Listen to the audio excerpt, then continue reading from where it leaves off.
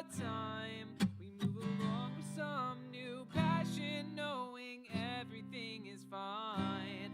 And I would wait and watch the hours fall in 100 separate lines, but I regained propose and wondered how I ended up inside. We fast forward till you go down with me. Stop there and let me correct it. I wanna live a life from a new perspective. You come along because I love your face, and I'll admire your expensive taste. And who cares, divine intervention? I wanna be praised from that new perspective. But leaving now would be a good idea, so catch me up on getting out of here. Catch me up on getting out of here. But more to the point, I need to show is how much I can come and go. Other plans fell through and put a heavy load on you. I know there's no more that need be said when I'm inching through your bed. Take a look around instead and watch me go.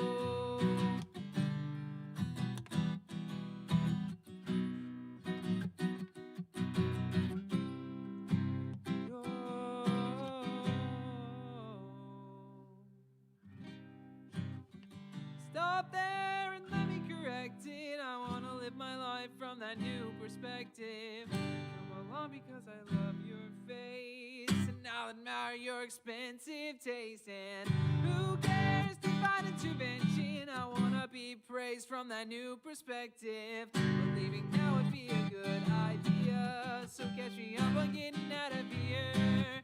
It's not there, just let me perfect it. Don't wanna live a life that is comprehensive. Seeing you would be a bad idea. Now catch me up on getting out of here.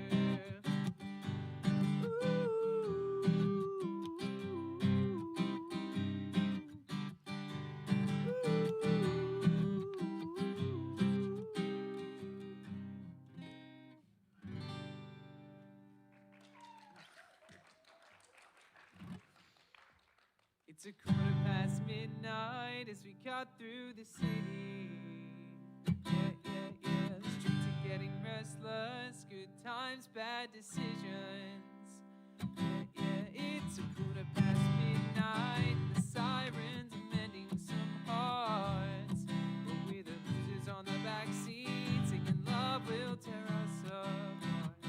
It's midnight. Still avoiding tomorrow. It's past midnight, but we're just getting going. Keep on running through a red light, like we're trying to burn the night away, away, way, oh, way, oh. This is my favorite part. Oh, help me piece it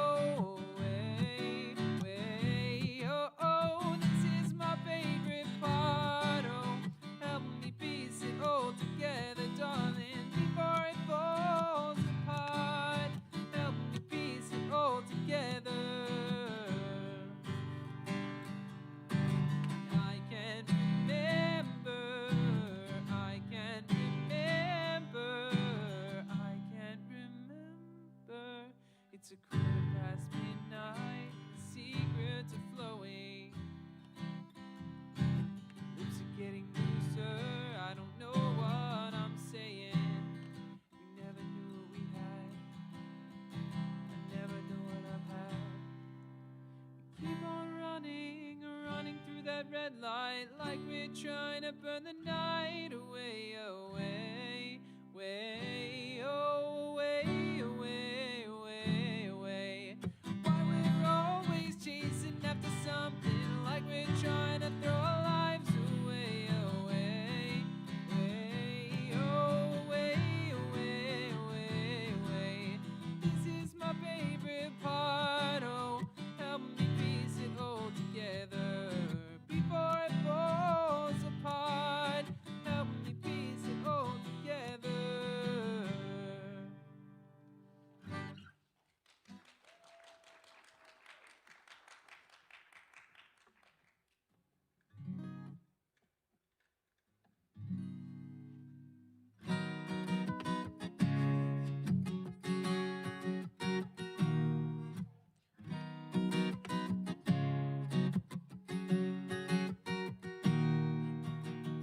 I swear I don't miss you at all, and I barely still remember using the pictures on my wall.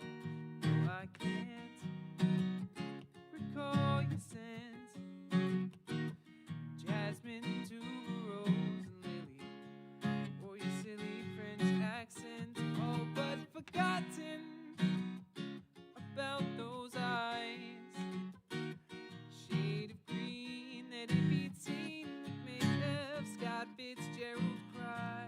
But I won't break down at 2 a.m. and call, 'cause I don't miss you at all. I'm sleeping fine, I don't mean to boast, but I only dream about you once or twice a night at most, and it feels so good eating alone. I don't get distracted by your smile, miss the green lights driving home, no signs of stopping. The house isn't far, but I think our song is coming on, and now I wanna crash the car. But I won't make that mistake again and fall, 'cause I don't miss you at all. Someday I won't miss you at all.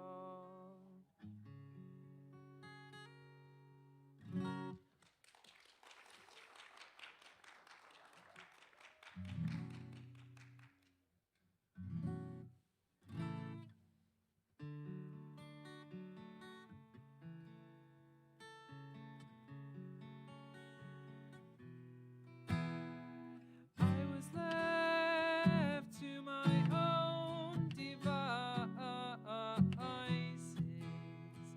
Many days fell away with nothing to show, and the walls kept tumbling down in the city that we love. Gray clouds roll over the hills, bringing darkness from above. But if you close your eyes, does it almost feel like nothing's changed at all? And if you close your eyes, does it almost feel like you've been here before? How am I gonna be an optimist about this? How am I gonna be an optimist about this? We were caught up and lost in all of our vices.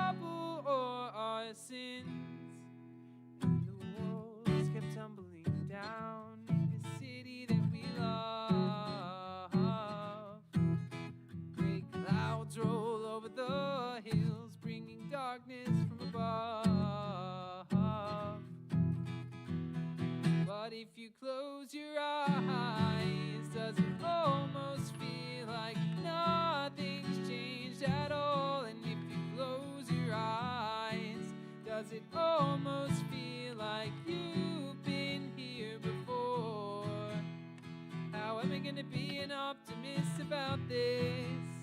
How am I gonna be an optimist about this if you close your eyes? Does it almost feel like nothing's changed at all?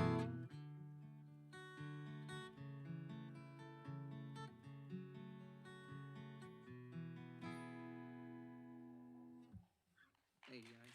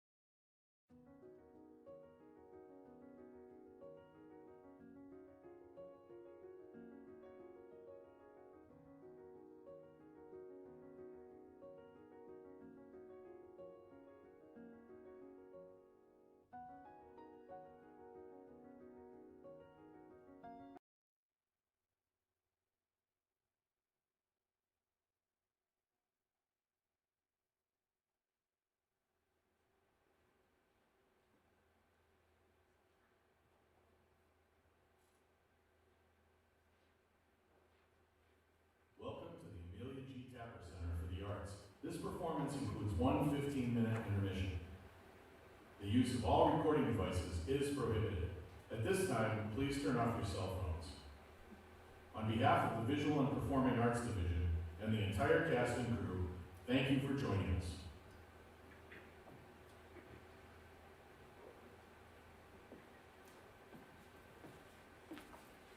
If you do not understand my argument, And declare it's Greek to me. You are quoting Shakespeare. If you claim to be more sinned against than sinning, You are quoting Shakespeare. if you recall your salad days, You are quoting Shakespeare. If you act more in sorrow than in anger, if your wish is father to the thoughts, If your lost property has vanished into thin air. You are quoting Shakespeare. If you've ever refused to budge an inch or suffered from green-eyed jealousy, If you have played fast and loose. If you've been tongue-tied, A tower of strength. hoodwinked or in a pickle, If you have knitted your brows. made a virtue of necessity, Insist on fair play. slept not 1 week, Stood on ceremony. Danced attendance on your lord or master. laughed yourself into stitches, had short shrift, cold comfort or too much of a good thing, If you have seen better days or lived in a fool's paradise, why? be that as it may, The more fool you. for 'tis a foregone conclusion that you are, as good luck would have it, quoting Shakespeare. If you think it is early days and clear out bag and baggage. If you think it's high time, and that is the long and short of it, If you believe the game is up, and truth will out you, even if it involves your own flesh and blood. If you lie low to the crack of doom because you suspect foul play. If you have your teeth set on edge at one fell swoop without rhyme or reason, Then, to give the devil his due, for if the truth were known, for surely you have a tongue in your head, you were quoting Shakespeare. Even if you bid me good riddance and send me packing. If you wish I was dead as a doornail. if you think I'm an eyesore, a laughingstock. the devil incarnate. A stony-hearted villain. bloody-minded or blinking idiot, Then by Jove! oh Lord! Tut, tut. For goodness sake! What the dickens? But me no buts. It is all one to me, For you are quoting Shakespeare.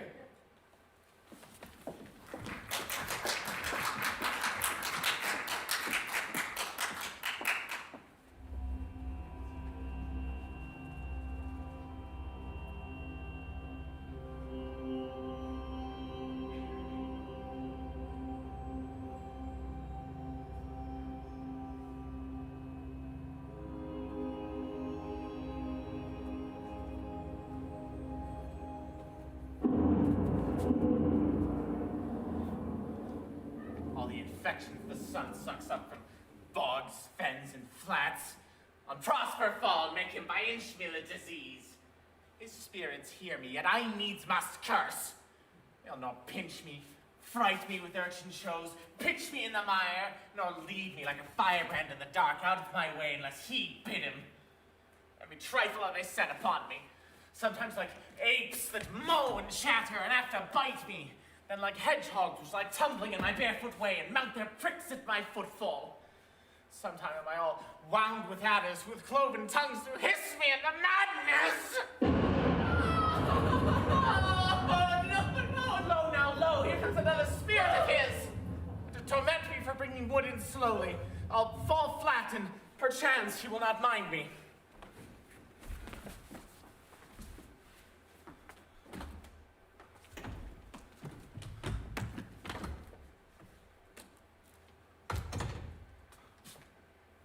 Here's neither bush nor shrub to bear off any weather at all. And another storm brewing. I hear it sing in the wind.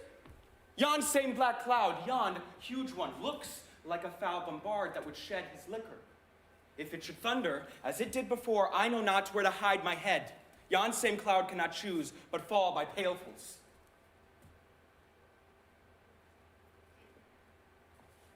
What have we here?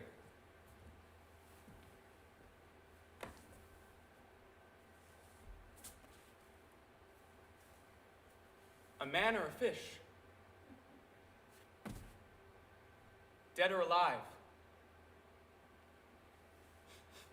Whew! Oh, wait.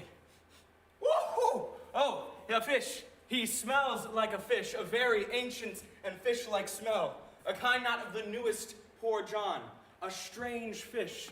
Were I in England, as I once was, and had but this fish painted, not a holiday fool there would but give a piece of silver.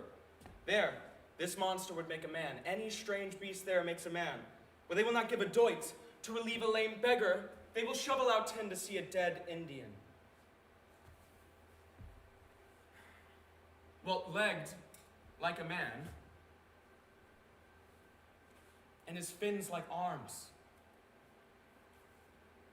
Warm, oh my troth. I do now let loose my opinion. This is no fish, but an islander who hath lately suffered by a thunderbolt. Oh, alas, the storm has come again. My best way is to creep under his gabardine. There are no other shelters hereabout.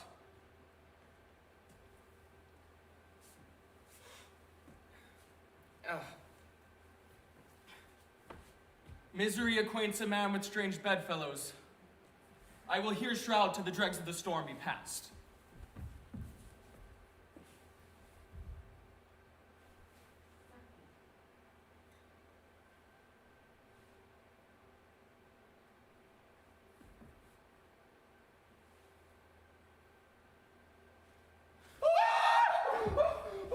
I shall no more to see, here shall I die sure.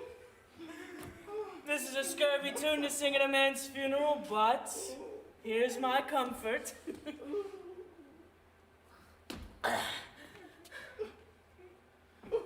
The master, the swabber, the boatswain and I, the gunner and his mate, loved Moll, Meg, and Marianne, and Marjorie. But nobody cared for Kate, for she had a tongue with a tang, would cry to a sailor, "Go hang!" For she loved not the savor of tar nor of pitch, but a tailor might scratch her where'er she did itch. So you see, boys, and let her go hang. This is a scurvy tune too, but here's my comfort.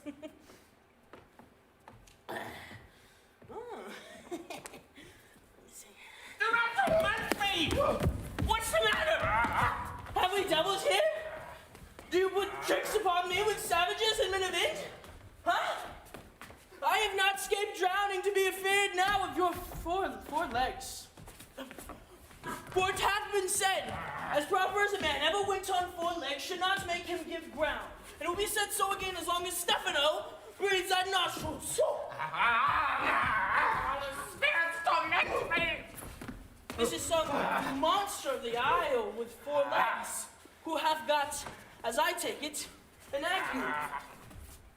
Where the devil should he learn our language? I will give him relief if it be but for that. If I can recover him and keep him tame and bring him to Naples with me, it'll be a present for any emperor that trod on neat's leather. Do not torment me, prithee! I'll bring my woodhole faster! He's in the fit now and does not talk after the wisest. He shall taste of my bottle. If he had never had wine afore, shall go near to remove his fit. If I can recover him and keep him tame, I will not take too much for him, for he will pay for him that hath him, and that soundly. I'll dust me yet, but little hurt. I'll own it now, I know it by thy trembling. Now press the work upon me! Oh, come on your ways. This is that which will give you language, cat. Open your mouth. This will shake your shaking. I can tell you that, and that soundly. You know not who's your friend. Here, open your chaps again. I should know that voice. It should be, but he is drowned. And these are devils. Oh, defend me! Oh. Four legs, two voices. A most delicate monster. His forward voices to speak well of his friend, while his backward voices to utter foul speeches and to detract. If all the wine in my bottle shall recover him, I will help his ague. Come, amen. I will pour some in thy other mouth. Stefano! Doth thy other mouth call me? Mercy, mercy. This is the devil and no monster. I will leave him. I have no long spoon. Stefano! Stefano, if thou beest Stefano, touch me and speak to me, for I am Trinculo. Be not afeard, thy good friend Trinculo. If thou beest Trinculo, come forth. I will pull thy by thy lesser legs. If any be Trinculos, these are they. Thou art merry indeed, Trinculo. How camest to be siege of this mooncalf? Can he vince Trinculos? I took him to be killed with a thunderbolt. But art thou not drowned, Stefano? I hope now thou art not drowned. Is the storm overblown? I hid me under the dead mooncalf's gabardine for fear of the storm. But Art thou not drowned, Stefano? Art thou living? Stefano, to Neapolitan skate! Oh, I prithee now, do not turn me about. My stomach is not constant. Ooh.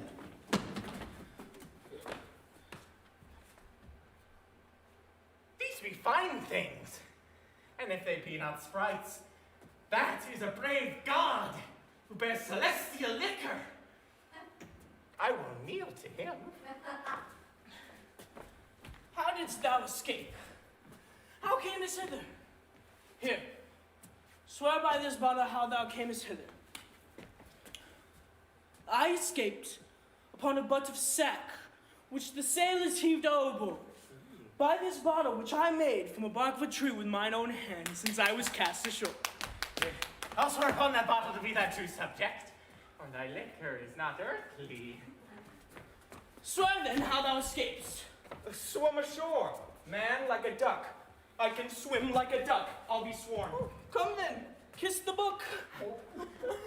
Though thou swim like a duck, thou art made like a goose. Oh, Stefano, hast any more of this? Oh, well, the whole butt, man.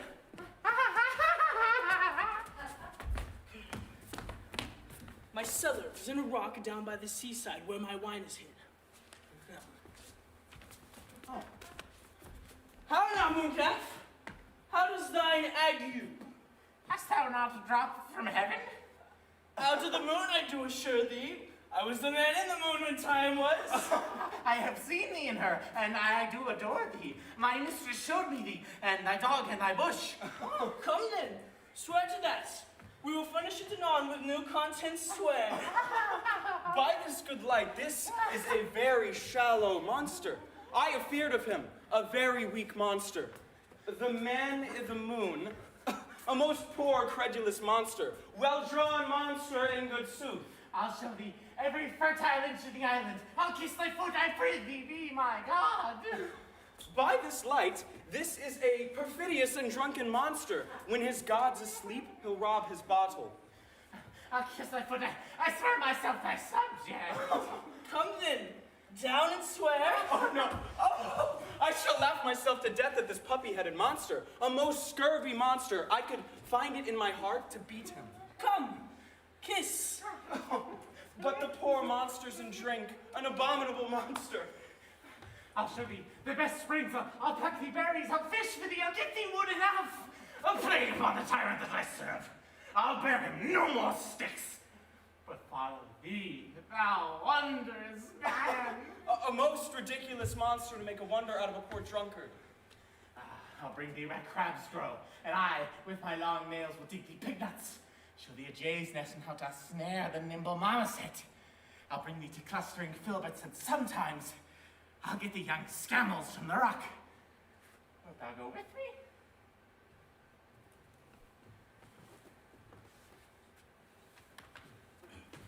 I prithee now, lead the way without any more talking. Trinculo, the king and all our company else being drowned, we will inherit here. Here, bear my bottle. We'll fill him by and by again. Farewell, master, farewell! A howling monster, a drunken monster. No more dams I'll make for fish, no fetching, firing out, requiring a straight trench and a wash dish. Bang, bang, the cannon bang, as a new master get a new man. Freedom, hey day, freedom, freedom, hey day, freedom! Oh, brave monster, lead the way.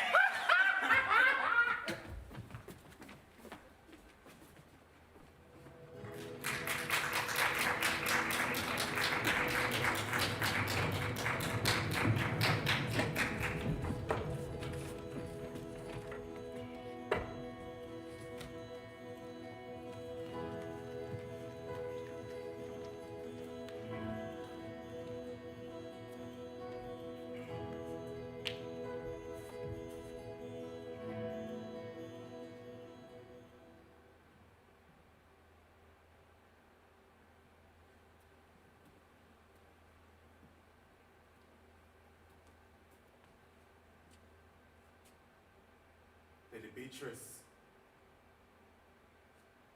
have you wept all this while? Yea, and I will weep a while longer. I would not desire that. You have no reason to. I do it freely. Surely I do believe your fair cousin has been wronged. How much might the man deserve of me that would right her? Is there any way to show such friendship? A very even way, but no such friend. May a man do it? It is a man's office, but it is not yours. I do love nothing in this world so well as you. Is not that strange?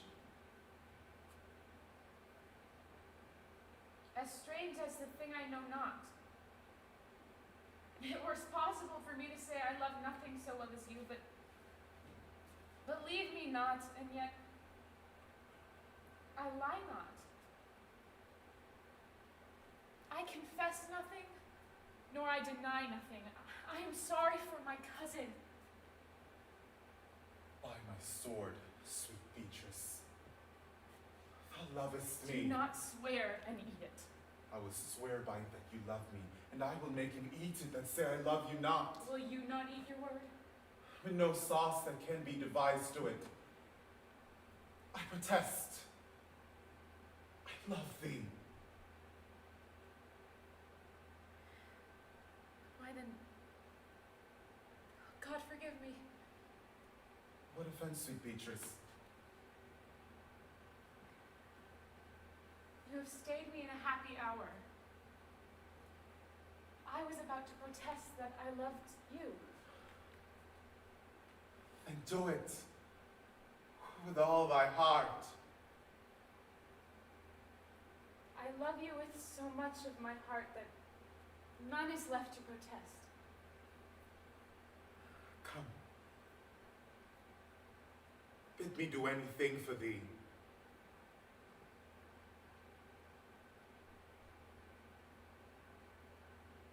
Kill Claudio.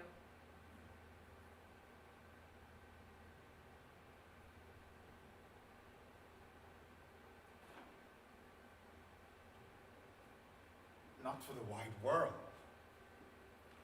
You kill me to deny it.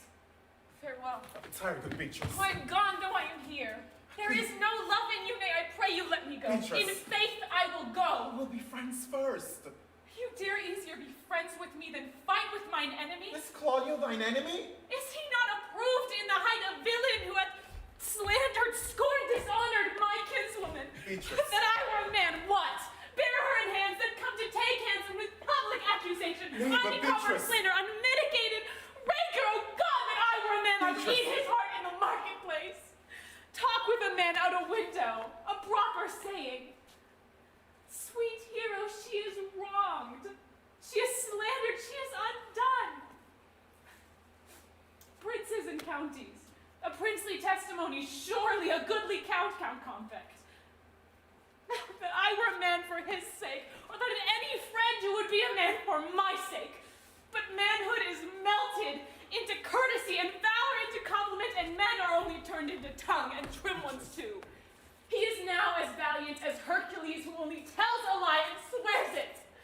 I cannot be a man with wishing, therefore I will die a woman with grieving.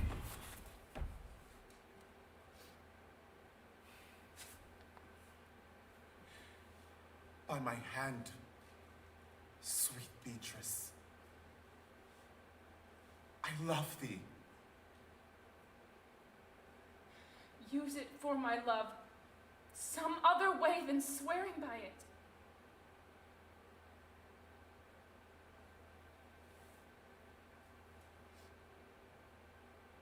Think it in your soul. The Count Claudio hath wronged Hero? Yea, as sure as I have a thought or a soul.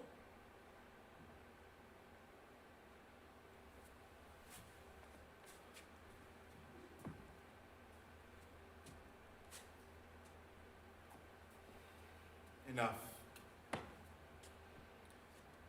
I'm engaged.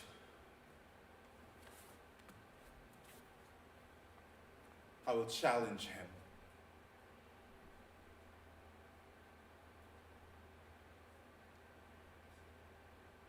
kiss your hand, and so I leave you. Claudio shall render me a dear account. So you hear of me, so think of me. Go. Comfort your cousin. I must say she's dead. Farewell.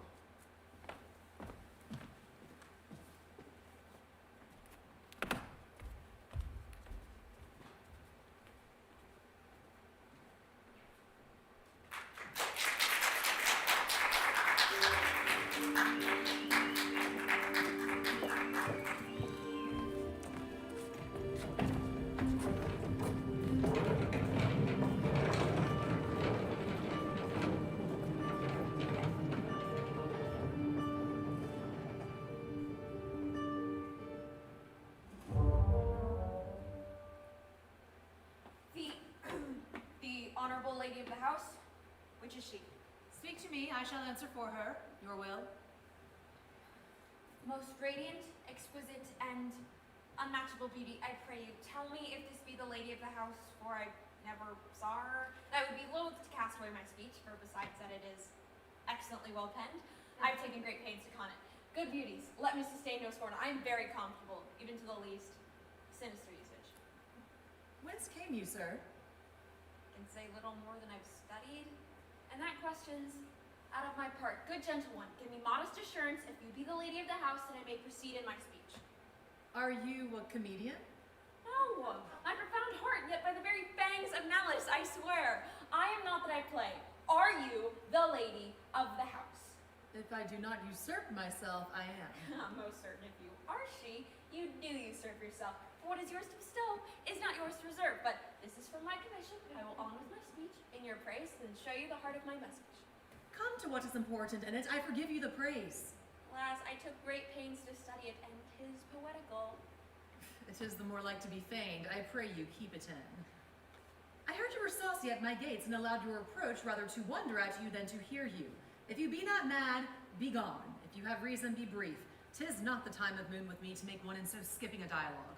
Will you hoist sail, sir? Here lies your way. No, good swabber, I'm to hold here a little longer. Some mollification for your giant sweet beauty? Tell me your mind. I'm a messenger. Sure you have some hideous matter to deliver, when the courtesy of it is so fearful, speak your office. It alone concerns your ear. I bring no overture war, no taxation of homage. I hold the olive in my hand, my words are as full of peace as matter. Yet you began rudely. What are you? What would you? The rudeness that hath appeared in me, I learned from my entertainment. What I am and what I would are a secret, as maidenhead. To your ears, divinity, to any other's, profanation. Give us this place alone. We will hear this divinity. Now, sir, what is your text? Most sweet lady. A comfortable doctrine, and much might be said of it. Where lies your text? In Orsino's bosom? His bosom. And what chapter of his bosom? Answer by your method, in the first of his heart. Oh, I have read it. It is heresy. Have you nothing more to say? Good madam, let me see your face. Have you any commission from your lord to negotiate with my face? You are now out of your text. But we will draw the curtain and show you the picture. Look you, sir, such a one I was this present. It's not well done? Excellently done. If God did all. 'Tis in grain, sir. 'Twill endure wind and weather. 'Tis beauty truly blent, whose red and white nature's own sweet and cunning hand laid on. Lady, you are the cruelest she alive, if you're to lead these graces to the grave and leave the world no copy. Oh, I will not be so hard-hearted. I shall give out diverse schedules of my beauty. It shall be inventoried, and every particle and utensil labeled to my will. As item, 2 lips, indifferent red. Item, 2 gray eyes with lids to them. Item, 1 neck, 1 chin, and so forth. Were you sent hither to praise me? I see what you are. You are too proud. But if you are the devil, you are fair. My lord and master loves you. Oh, such love could be but recompensed, though you were crowned the non-Pharrell of beauty. How does he love me? With adorations, fertile tears with groans that thunder love with sighs of fire. Your lord does know my mind. I cannot love him, yet I suppose him virtuous. Know him noble, of great estate, of fresh and stainless youth, in voices well divulged, free, learned, and valiant, and in the dimension and the shape of nature, a gracious person. But I cannot love him. He might have took his answer long ago.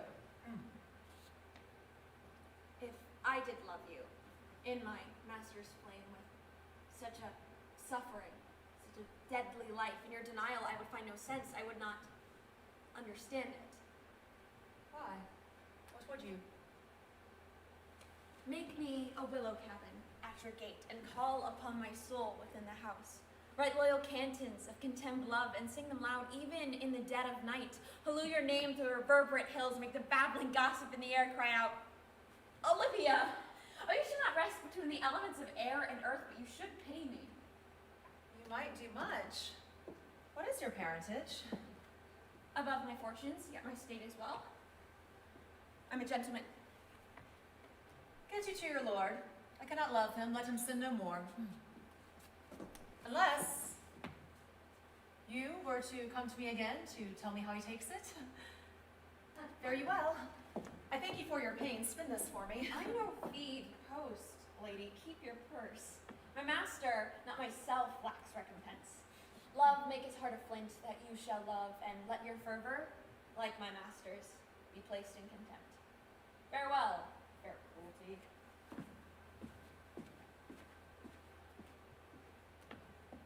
What is your parentage?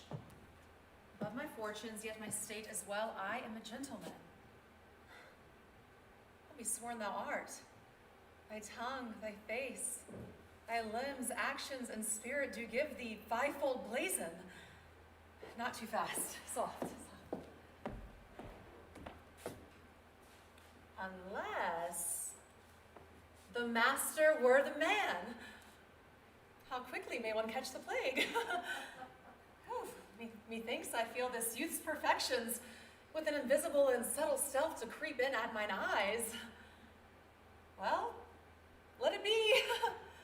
What ho, Malvolio? Here, madam, at your service. Renowned for that same peevish messenger, the county's man. He left this ring behind him. Would I or not tell him I'll none of it, desire him not to flatter with his lord, nor hold him up with hopes, I am not for him. If that the youth will come this way tomorrow, I'll give him reason for it. Hie thee, Malvolio. Madam, I will.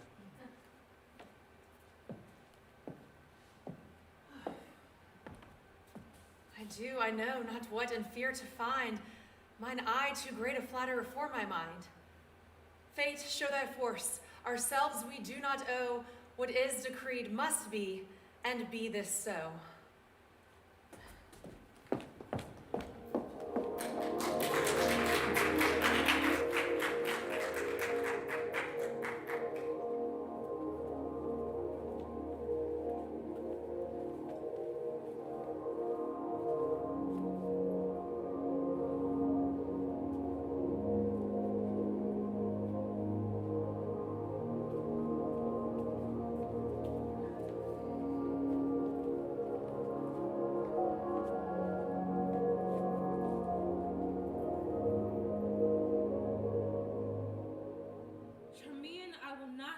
From hence.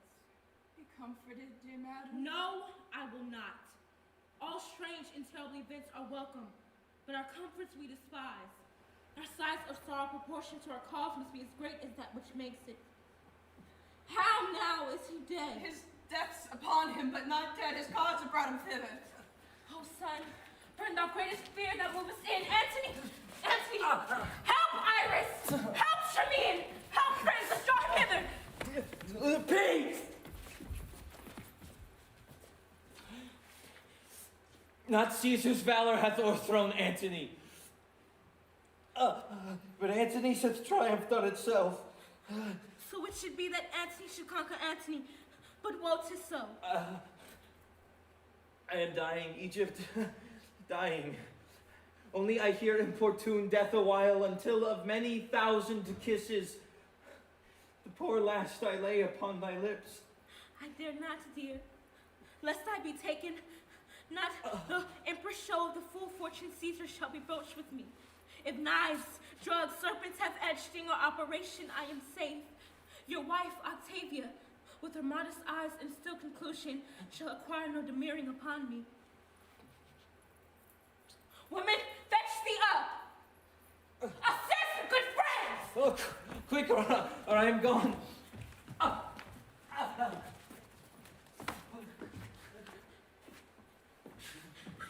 Here's sport indeed, my lord. How heavy makes the weight. Our strength has gone into heaviness. If I had thee, great Juno's power, and the strong green Mercury to fetch thee up and set thee by Jove's side, wishes were ever fools. Come, come. Welcome. Die where thou hast lived. Quicken with kissing. If my lips had that power, thus would wear them out. 'Tis a heavy sight. I am dying, Egypt, dying. Give me some wine and let me speak a little. No, let me speak, and let me rail so high that the false fortune housewife break her will provoked by my offense. No, one word, sweet queen. Of Caesar, seek your honor with your safety. They do not go together. Gentle, hear me. None about Caesar trust but Proculius. My resolution in my hands, I will trust none about Caesar. The miserable change now at my end. Lament nor sorrow at, but please your thoughts in feeding them with those my former fortunes wherein I lived, the greatest prince of the world, the noblest. And do now, not basely die, not cowardly put off my helmet to my countrymen. A Roman, by a Roman, valiantly vanquished. Oh, no, my spirit is going. I can no more. Noblest of men won't die. Hast thou no care for me? Shall I abide in this dull world that is no better than a sty? Oh, proud earth doth melt, my lord. Oh, withered is the garland of the war. The soldier's pole has fallen. Young boys and girls are no level with men. All odds are gone, and there is nothing left beneath the visiting moon. Dear lady, please. She is dead too, our sovereign. Lady? Madam. Oh, madam! Madam! Royal Egypt Empress! Peace. Peace, silence.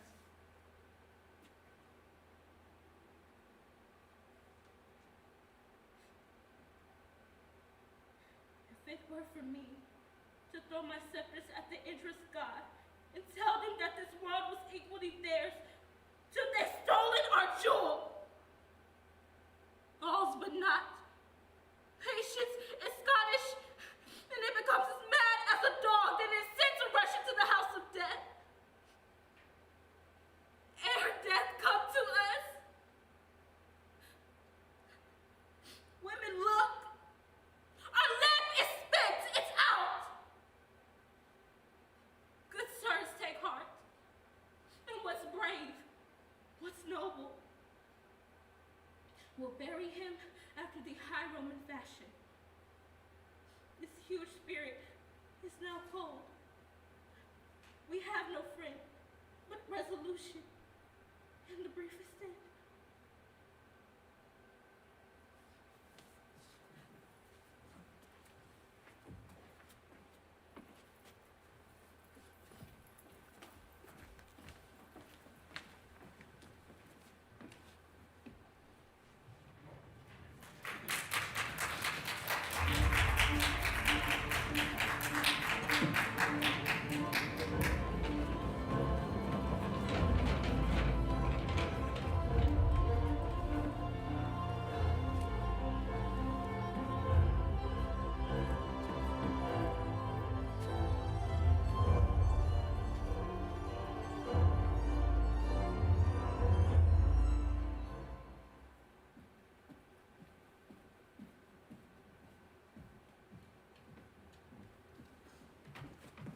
that you have wronged me doth appear in this. You have condemned and noted Lucius Pella for taking bribes here of the Sardians, wherein my letters praying on his side because I knew the men were slighted off. You wronged yourself to write in such a case. In such a time as this, it is not meet that every nice offense should bear his comment. Let me tell you, Cassius, you yourself are much condemned to having an itching palm to sell and march your offices for gold to undeservers. I, an itching palm. You know you are Brutus that speak this, or by the gods this speech were else your last. The name of Cassius honors this corruption. Chastisement doth therefore hide her head. Chastisement. Remember March, the Ides of March. Did not great Julius bleed for justice' sake? What villain that stabbed his body, but not for justice? What's not one of us that struck the foremost man of all this world, but for supporting robbers? Shall we now contaminate our fingers with base bribes and sell the mighty spaces of our honors for so much trash as may be grasped thus?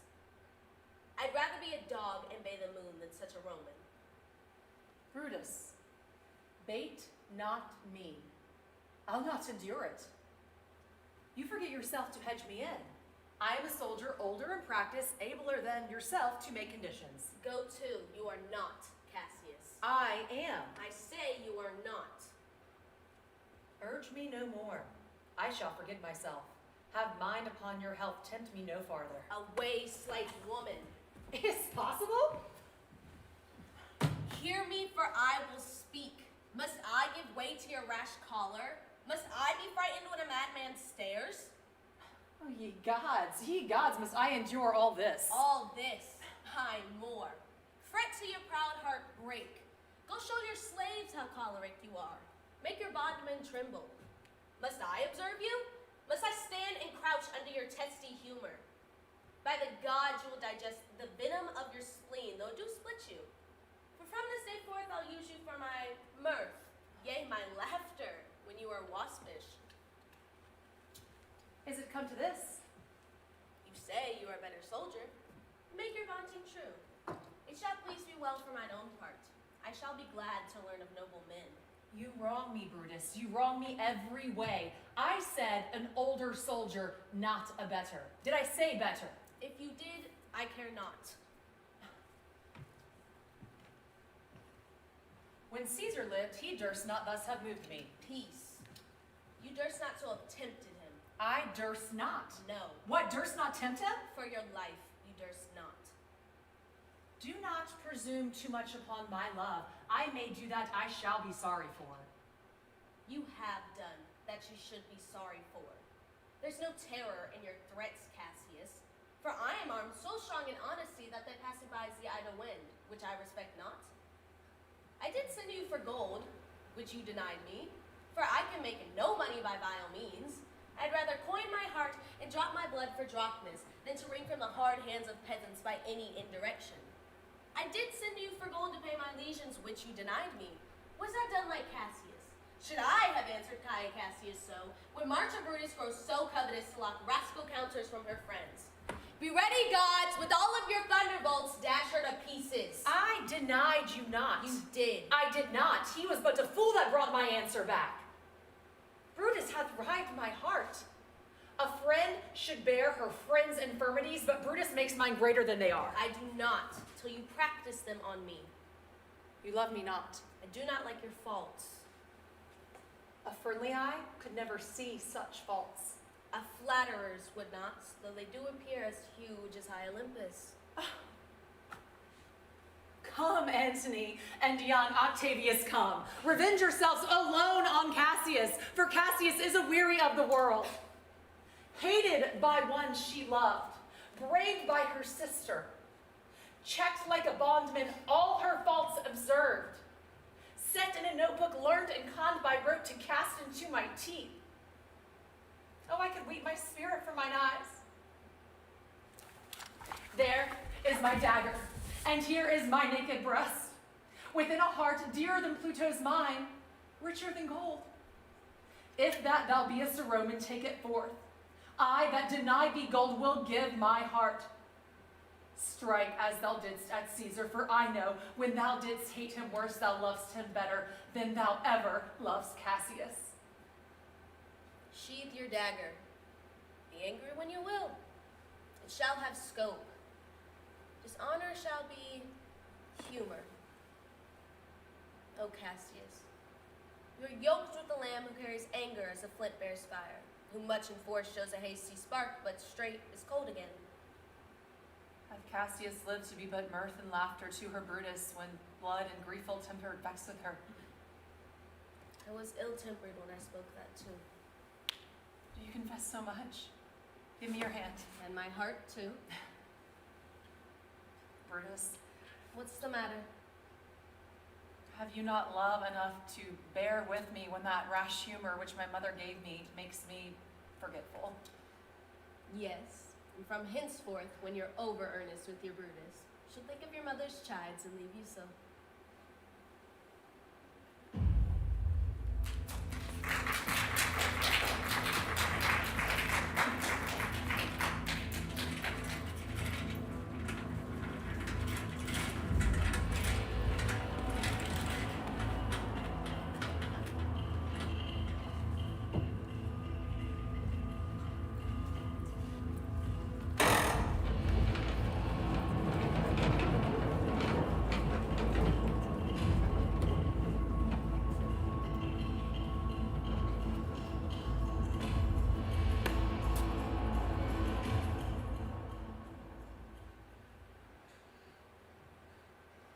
Is this a dagger which I see before me? The handle toward my hand. Come, let me clutch thee.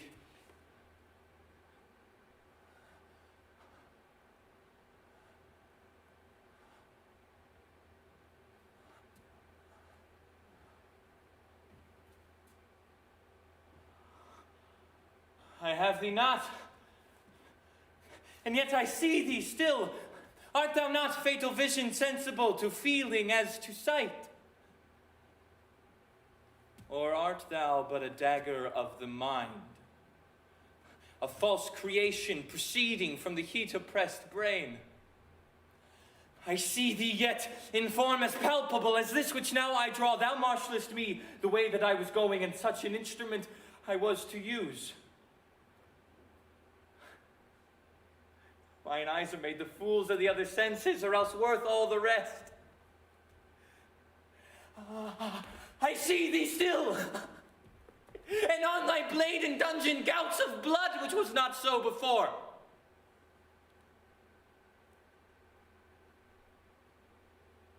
There's no such thing. It is the bloody business which informs thus to mine eyes. Now, o'er the one half-world, nature seems dead, and wicked dreams abuse the curtained sleep. Witchcraft celebrates pale Hecate's offerings, alarmed by his sentinel, the wolf, who howls his watch thus with his stealthy pace. With Tarquin's ravishing strides towards his design, moves like a ghost. Thou sure and firm set earth, hear not my steps, which way they walk, for fear thy very stones prate of my whereabout, and take the present horror from the time which now suits with it.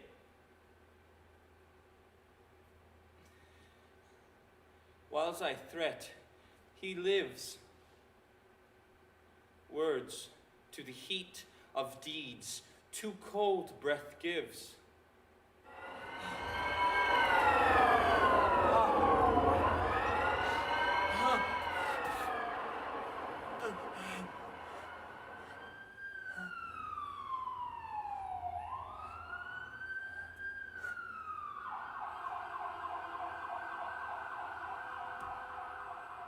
I go, and it is done. The bell invites me. Hear it not, Duncan! For it is a knell that summons thee to heaven or to hell.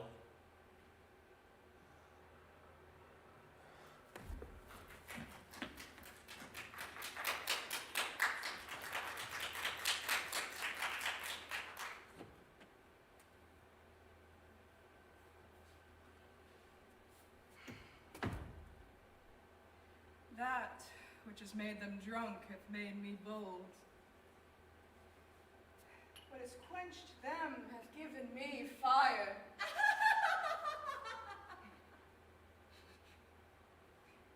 Peace. See owl that shrieked. The fatal bellman which gives the sternest good night.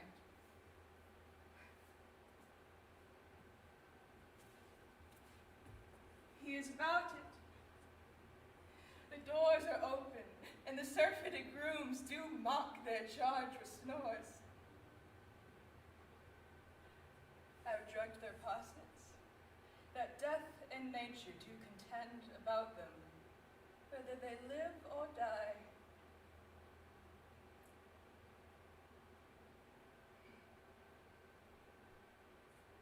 Yet, I am afraid that they have awakened and 'tis not done. That the attempt and not the deed confound us.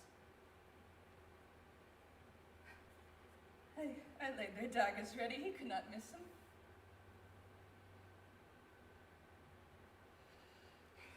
Had he not resembled my father as he slept, I had done it.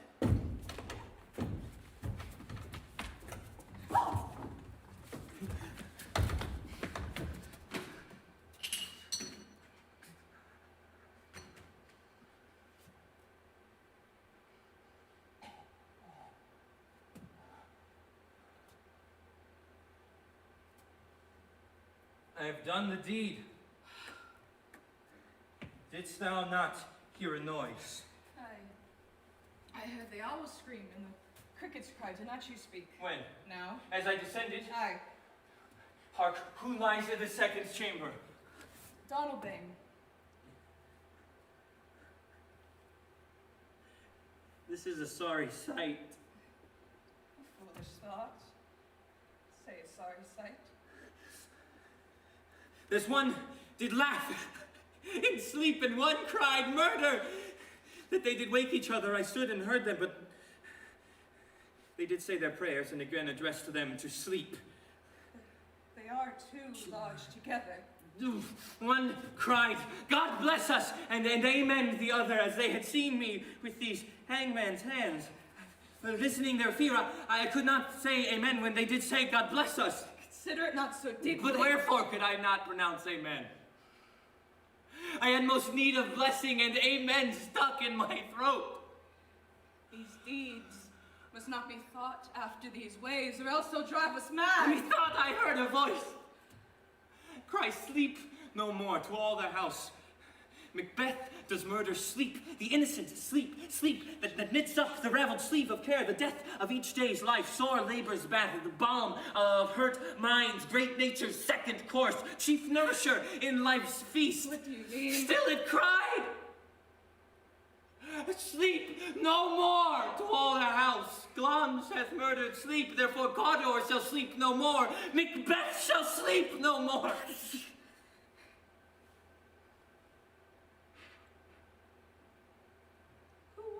That thus cried.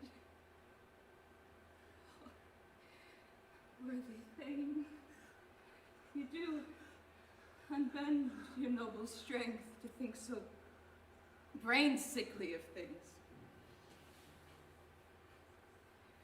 Go, get some water, and wash that filthy witness from your hand.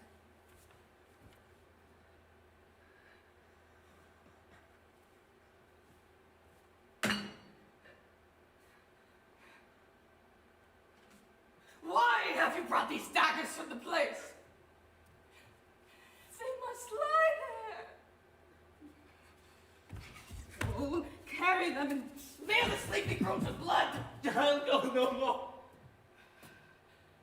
I am afraid to think of what I have done. Look on it again, I dare not. In form of purpose. Give me the daggers.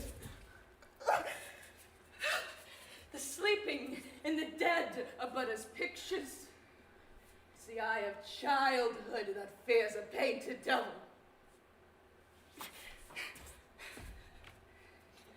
do bleed. Oh, gild the faces of the grooms with all from us. Seem their guilt.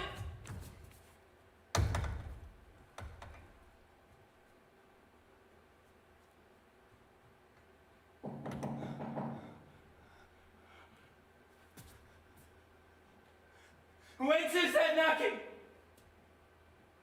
How is it with me when every noise appalls me? What hands are here? They pluck out mine eyes. Will all great Neptune's ocean wash this blood clean from my hand?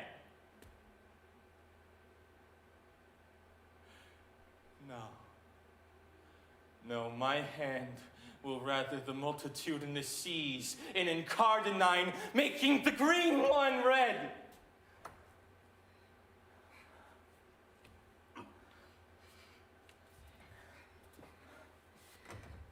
My hands are of your color.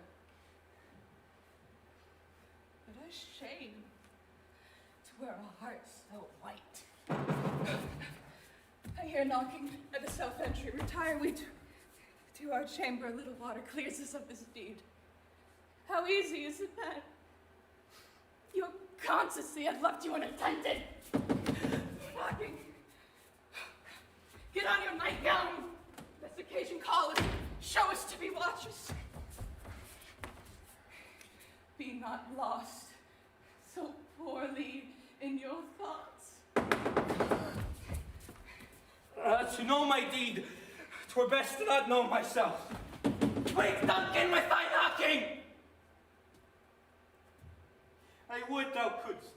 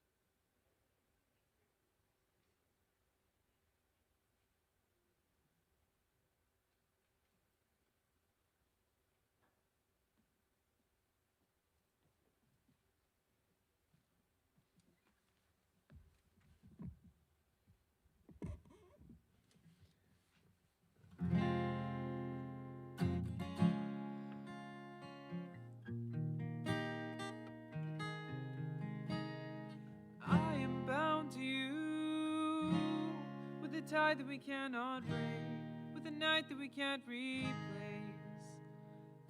Lost but found with you, in a bed that we'll never make. It's a feeling we always chase. I could write a book about the things that you said to me on the pillow, and the way you think and how you make me feel. You can fill my mind and move my body with the fiction fantasies. Just call this what it is, we don't pretend it's real. So don't make promises to me that you're gonna break. We only ever wanted one thing from this. Don't paint wonderful lies on me that wash away. We only ever wanted one thing from this. Oh, in another place, in another time, what could we have been? Oh, oh, in another place, in another time, what could we have been?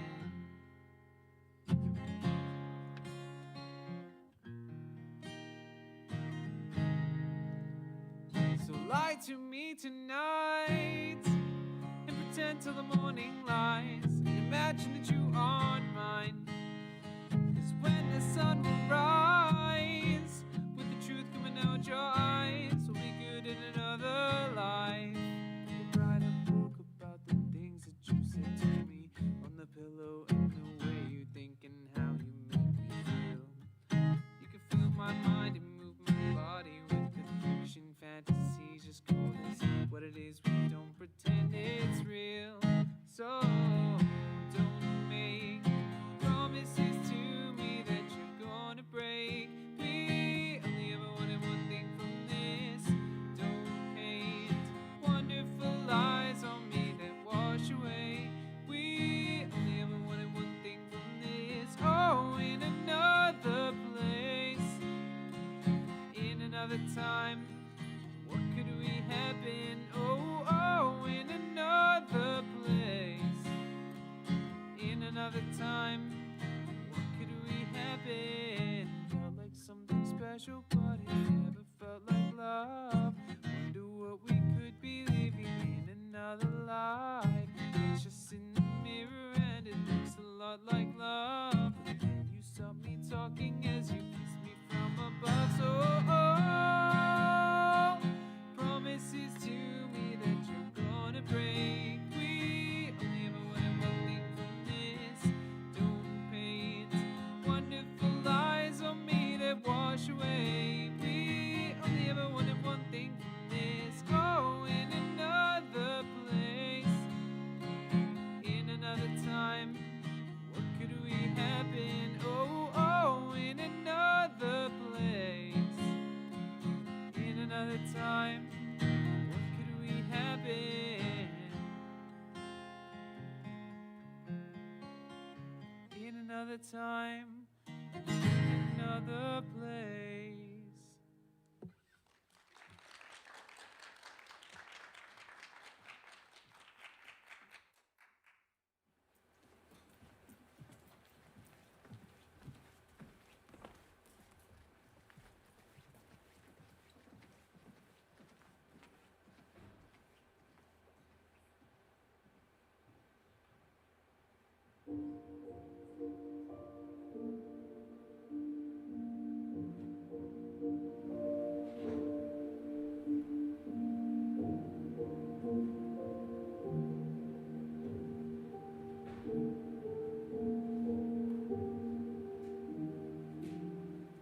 Full many a glorious morning have I seen flatter the mountaintops with sovereign eye, kissing with golden face the meadows green, giving pale streams with heavenly alchemy.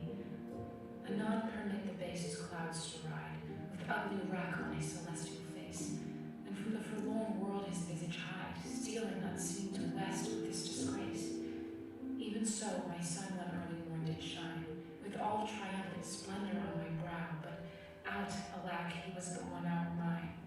The regent cloud hath masked him from me now. Yet him for this my love no whit disdaineth. Sons of the world may stain when heaven's sun staineth.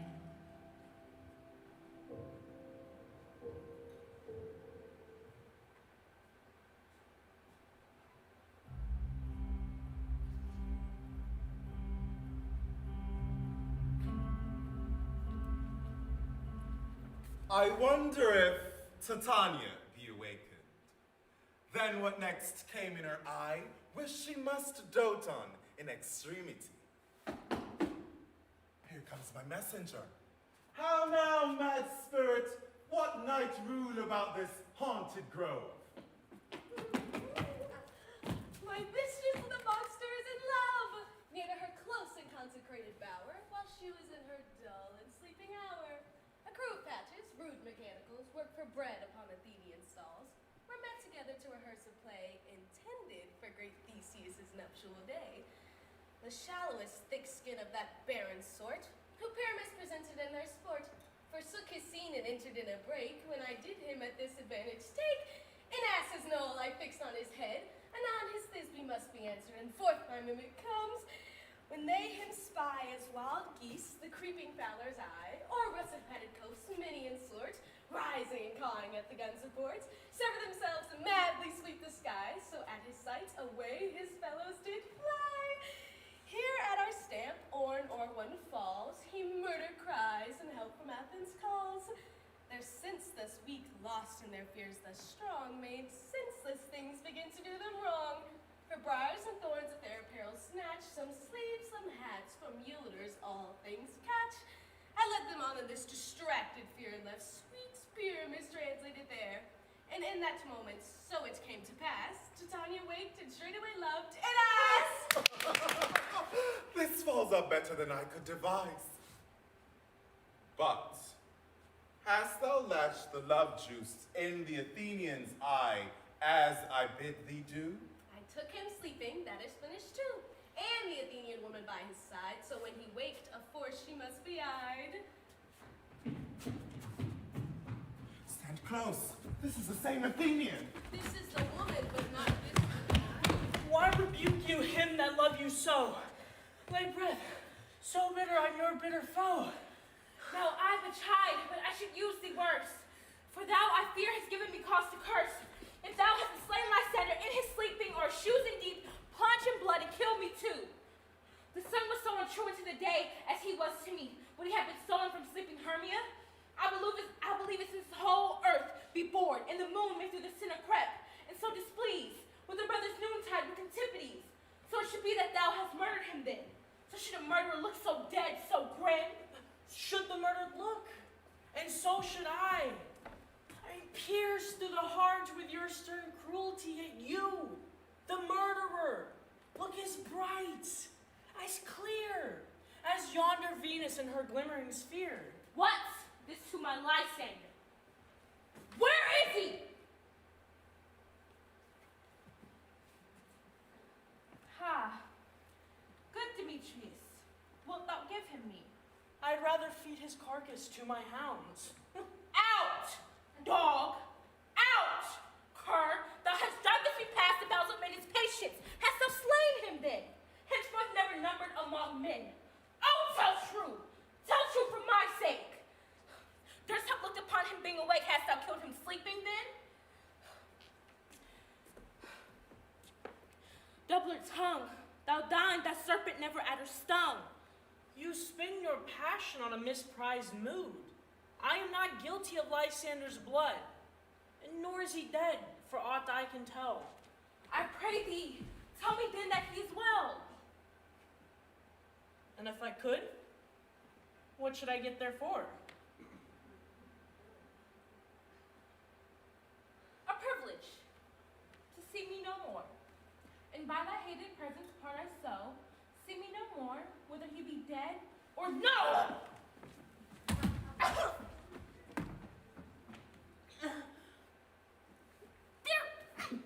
There is no following her in this fierce vein. Here therefore a while I shall remain. So sorrow's heaviness doth heavier grow, for sleep that bankrupt, sleep doth sorrow owe, which in some slight measure it will pay, if for his tender here I'll make some stay. Ugh.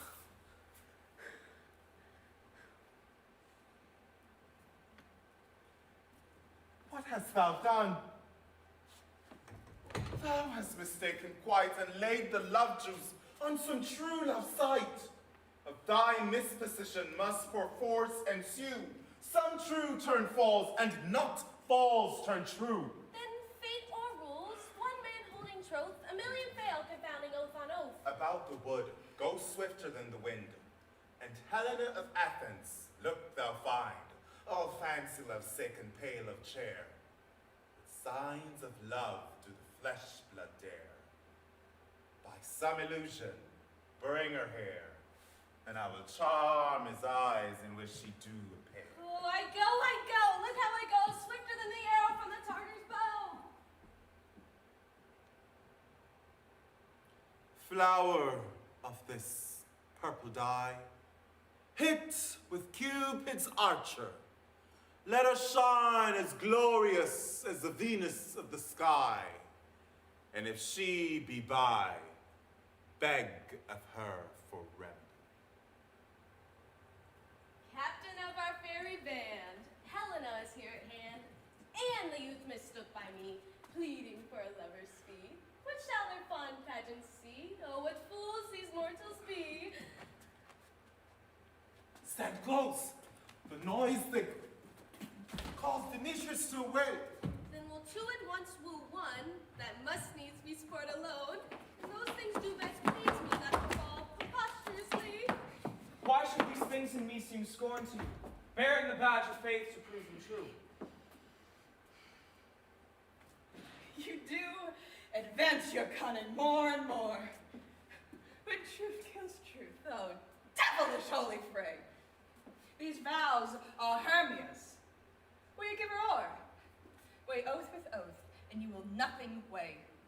Your vows to her and me put on two scales will even weigh, and both as light as scales. I had no judgment unto her, I swore. Nor not in my mind, and I give her o'er. Demetrius loves her, and he loves not you. Oh, Helena, goddess, nymph, perfect, divine, to what, my love, shall I compare thine eyne? Oh, crystal is muddy, how ripened show thy lips, those kissing cherries, tempting grow, that pure congealed white, high Taurus snow, fanned by the eastern wind when thou holdst up thy hand. Let me kiss this princess of pure white, this seal of bliss. Spite! Oh, hell! Now I see. You all are bent to set against me for your merriment. If you were civil and knew courtesy, you would not do me thus much injury. Can you not hate me as I know you do, but must you join in souls to mock me too? If you were men, as men you are in show, you would not use a gentle lady so. To vow and swear and super praise my parts, when I am sure you hate me with your hearts. You both are rivals in love Hermia, now both rivals to mock Helena. A trim exploit, a manly enterprise. Conjure tears up in a poor maid's eyes with your derision. None of noble sort would so offend a virgin, and extort a poor soul's patience, all to make you sport. You are unkind, Demetrius. Be not so, for you love Hermia, this you know I know. And now with all goodwill, with all my heart, in Hermia's love, I yield you up my part, and yours of Helena, to me bequeath, who I do love, and will do till my death. Never did mockers waste more idle breath. Lysander, keep thy Hermia. If e'er I loved her, all that's love is gone. My heart to her was but guestwise sojourned, and now to Helen is it home returned, there to remain. Helen, it is not so. Disparage the faith thou dost not know, lest of thy apparel thou will buy it dear. Ah, look, where thy love comes, yonder is thy dear. Dark night, from the eye his function takes, the ear more quick apprehension makes. When doth it pays the sink sense, it pays the hearing double recompense. Though not mine eye Lysander found, mine ear I think thy sound. But why unkindly didst thou leave me so? Why should he stay whom love doth press to go? What love could press Lysander from my side? Lysander's love that would not let him bide. Fair Helena who more engilds the night than all you fiery O's and eyes of light. Why seekest thou me? Could not that make thee know the hate I bear in thee made me leave thee so? You speak not, you think it cannot be. Lo, she is of this confederacy. Now I perceive they have conjoined all three to fashion this false sport in spite of me. Injurious Hermia, most ungrateful maid, have you conspired, have you with these contrived to bait me with this foul derision? Is all the counsel that we two have shared, our sisters' vows, the hours that we have spent together, when we had chid the hasty-footed time for parting us? Is it all forgot? We, Hermia, like two artificial gods with our needles created both one flower, both on one sampler, sitting on one cushion, warbling of one song, both in one key, as if our hands, sides, voices, and minds were incorporate. So we grew together, like to a double cherry, seeming parted, but yet a union in partition. Two lovely berries molded on one stem with two seeming bodies, but one heart. And now, will you rent our ancient love asunder to join with men in scorning your poor friend?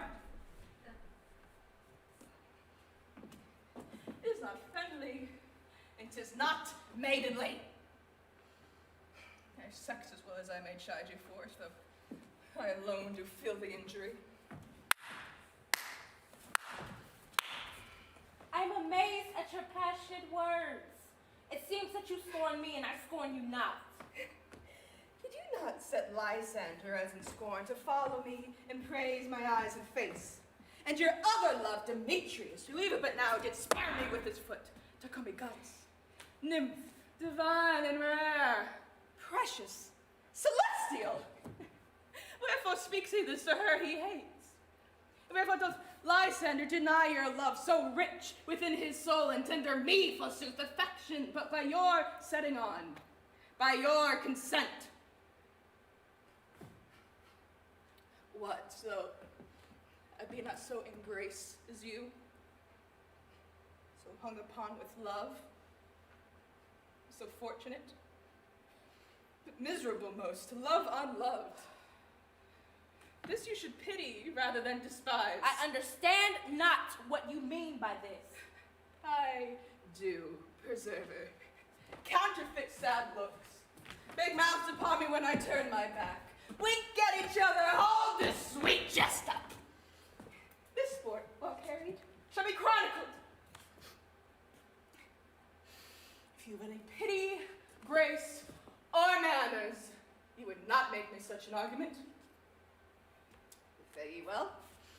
'Tis partly my own fault, which my death or absence soon shall remedy. No, stay, fair Helena. Hear my excuse. My love, my life, my soul, fair Helena. Sweets, do not scorn her so. If she cannot entreat, I can compel. Thou canst compel more than she entreat. Thy threats have no more strength than her weak prayers. Helen, I love thee. By my life I do. I swear by that which I will lose for thee, to prove him false that says I love thee not. I say I love thee more than he can do. If thou say so, withdraw and prove it too. Quick, come. Lysander, we're to tempt all of this. Away, you Ethiop. Oh, no. He'll seem to break loose. Take on as you would follow, and yet come not. You are a tame man. Go. Hang off, thou cat, thou burr. Let loose, or I will shake thee from me like a serpent. Why have you grown so rude? What changes this, sweet love? Thy love? Out. Tawny Tartar, out. Loathed medicine, hated potion hence. Do you not jest? Yes, sooth, and so do you. Demetrius, I will keep my word with thee. I would I had your bond, for I perceive a weak bond holds you. I'll not trust your word. What? Shall I hurt her, strike her, kill her dead? Although I hate her, I shall not harm her so. Hate me? What greater harm than hate? Am I not Hermia? Are not you Lysander? I have been been as fair as I have ever while. Since night you have loved me, but yet since night you have left me. Why leave me? God forbid, in earnest shall I say. I, by my life, and never did desire to see thee more, so therefore be out of hope, question of doubt. Be certain nothing truer, 'tis no jest, that I do hate thee, and love Helena. Oh, you canker blossom! You thief of love! You juggler! Why have you come by night and stolen my love's heart from him? Fine in faith. Have you no modesty? No maiden shame? No touch of bashfulness? What, will you tear impatient answers from my gentle tongue? Fie, fie, you counterfeit, you puppet, you. Puppet. Why so? Aye, that way goes the game. I perceived she had compared between both of our statures. She had urged in her height, her personage, her tall personage. She has prevailed in him. Are you so grown in his esteem because I am so dwarfish and so low? How low am I, thou painted maypole? Speak! How low am I? I am not yet so low, but my nails can reach to thine eye! I pray you, though you mock me, gentlemen, let her not hurt me! I was never cursed. I'm no gift at all in shrewishness. I'm a right maid for my cowardice. Let her not strike me! Perchance, you may think because she is something lower than myself that I can match her. Lower her again!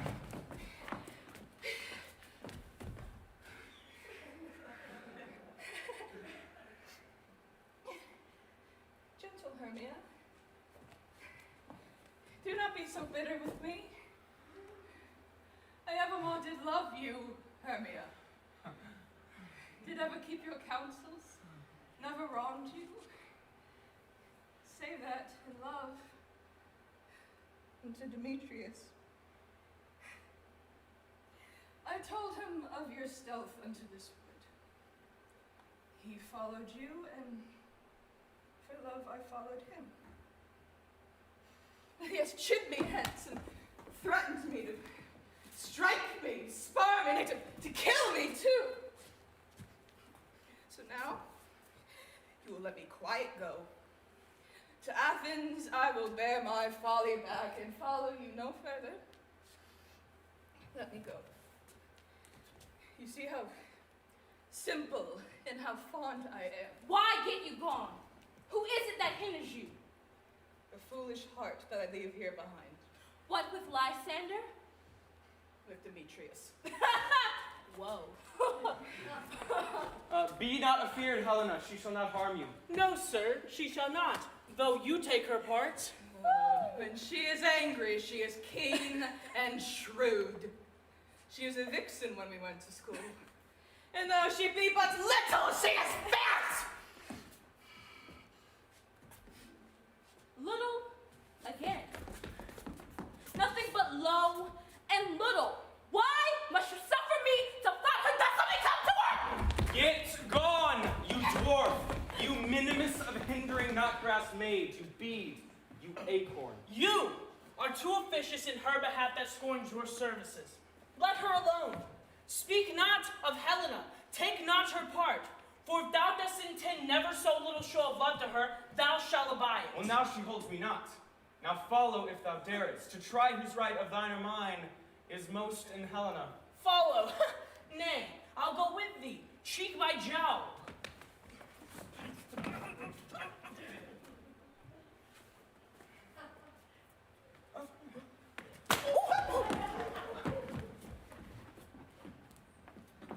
You, mistress. All this coil is long of you. Now you come out! I will not trust you, I! No, I will no longer stay in your cursed company.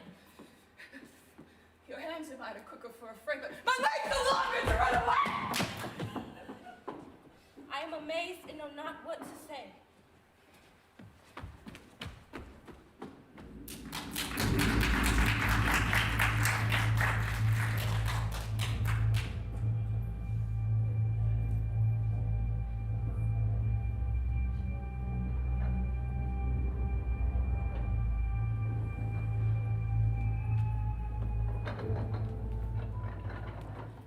Set down, your honorable load. If honor may be shrouded in a hearse, whilst I awhile obsequiously lament the untimely fall of virtuous Lancaster.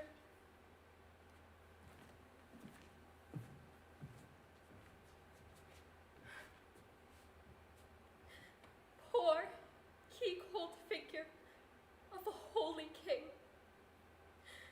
Pale ashes of the house of Lancaster.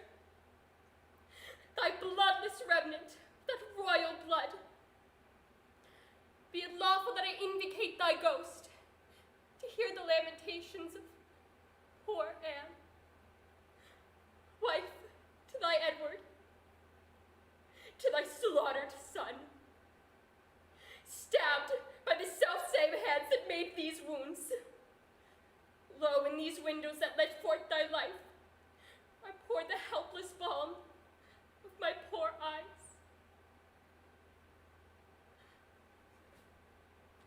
Cursed be the hand that made these fatal holes. Cursed be the heart that had the heart to do it. Cursed be the blood that led this blood from hence. More direful happy tide, that hated wretch, that I would wish to adders, spiders, toads, or any creeping venomed thing that lives. If ever he have child, abortive be it, prodigious and untimely brought to light, whose ugly and unnatural aspect may fright the hopeful mother at the view, and that be heir to his unhappiness. If ever he have wife, let her be made miserable by the death of him, as I am made by my poor lord and thee. Come now towards Chirsty with your holy load, taken from Paul's to be interred there, and still as you are weary of the wait, rest you whilst I lament King Henry's course. Stay! You that bear the course and set it down. What black magician conjures up this fiend to stop devoted, charitable deeds? Villains, set down the course, or by St. Paul, I'll make a course of him that disobeys. My lord, stand back and let the coffin pass. Unmannered dog, stand thou when I command!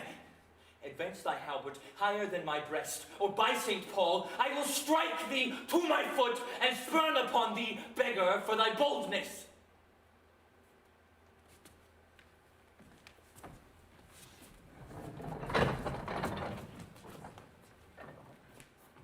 What? Do you tremble? Are you all afraid? Alas, I blame you not, for you are mortal, and mortal eyes cannot endure the devil. Avaunt, thou dreadful minister of hell! Thou hast but power over his mortal body, his soul thou canst not have, therefore be gone. Sweet saint, for charity be not so cursed. Foul devil, for God's sake, hence and trouble us no more. For thou hast made the happy earth thy hell, filled it with cursing cries and deep exclaims. Thou delightst to view thy heinous deeds. Behold this pattern of thy butcheries. O gentlemen, see dead Henry's wounds. Open their congealed bowels and bleed afresh. Blush, thou lump of foul deformity. For 'tis your presence that exhales this blood from cold and empty veins where no blood dwells. Thy deed, inhuman and unnatural, provokes this delusion most unnatural. O God, which this blood made us, revenge his death! O earth, which this blood drinkest, revenge his death! Either heaven would lightning strike the murderer dead, or earth gape open wide and eat him quick, as thou dost swallow up this good king's blood, which his hell-governed arm hath butchered. Lady, you know no rules of charity which renders good for bad, blessings for curses. Villain, thou knowest no law of God nor man, no beast so fierce but knows some touch of pity. but I know none, and therefore am no beast. Oh, wonderful when devils tell the truth. More wonderful when angels are so angry. Vouchsafe, divine perfection of a woman, of these supposed evils, to give me leave by circumstance, but to acquit myself. Vouchsafe, diffused infection of a man, of these known evils, but to give me leave by circumstance to curse thy curse itself. Fairer than tongue can name thee. Let me have some patient leisure to excuse myself. Fouler than heart can think thee. Thou canst make no excuse current but to hang thyself. By such despair I should accuse myself. And by despair shouldst thou stand excused for doing worthy vengeance on thyself, which didst unworthy slaughter upon others. Say that I slew them not. Why then, they are not dead, but dead they are and devilish slave by thee. I did not kill your husband. Why then, he is alive. Nay, he is dead, and slain by Edward's hand. In thy foul throat thou liest. Queen Margaret saw thy murderous falchion smoking in his blood, the which thou once didst spend against her breast, but that thy brothers be beside the point. I was provoked by her slanderous tongue, which laid their guilt upon my guiltless shoulders. Thou wast provoked by thy bloody mind, which never dreamt on aught but butcheries. Didst thou not kill this king? I grant ye. Thou dost grant me, hedgehog, that God grant me too, thou mayest be damned for this wicked deed. Oh, he was gentle, mild, and virtuous. The fitter for the King of heaven that hath him. He is in heaven, where thou shalt never come. Let him thank me that hope him to send him thither, for he was fitter for that place than earth. And thou unfit for any place but hell. Yes.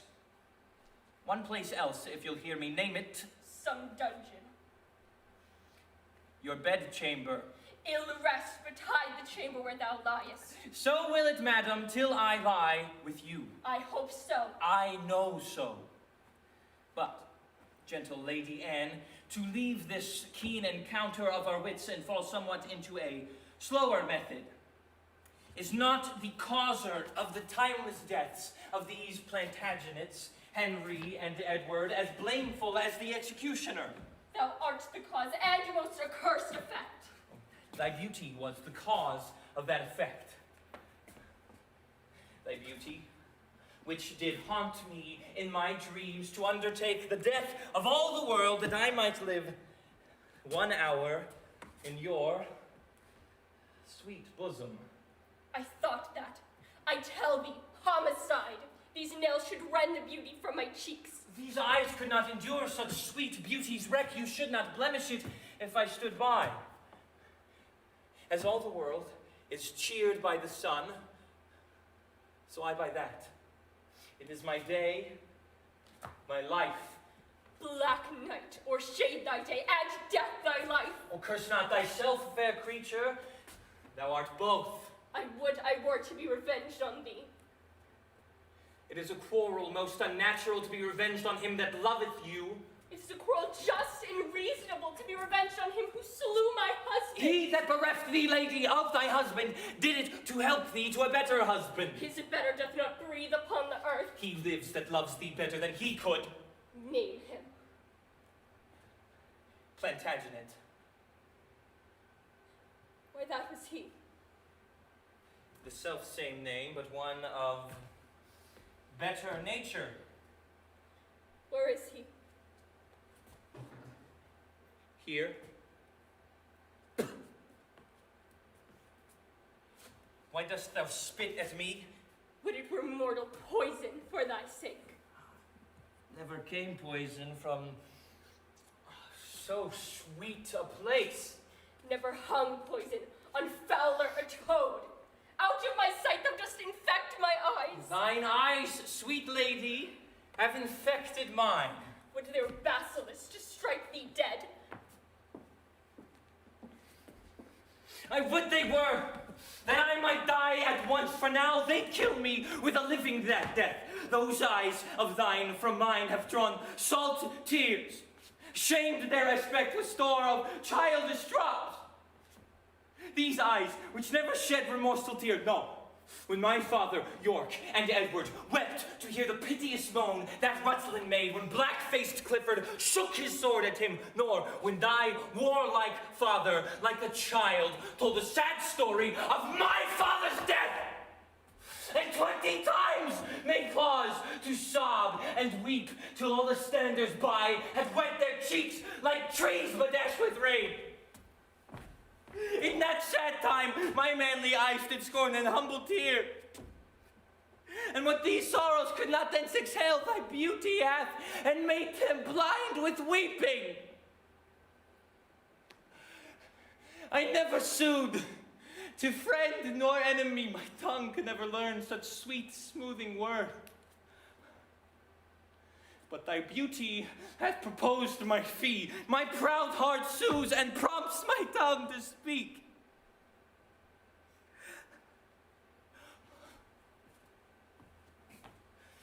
Teach not thy lips such scorn, for they were made for kissing, lady, not such contempt. If thy revengeful heart cannot forgive, lo, here. I lend thee this sharp-pointed sword, which if thou dost please to hide in this true bosom, and let the soul forth that adoreth thee, I lay it naked to the deadly stroke, and humbly beg the death upon my knee.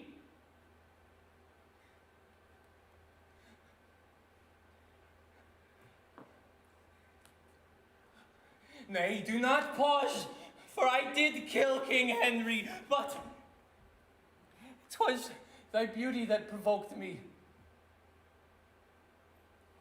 Nay, now dispatch, for I did stab young Edward, but 'twas thy heavenly face that set me on.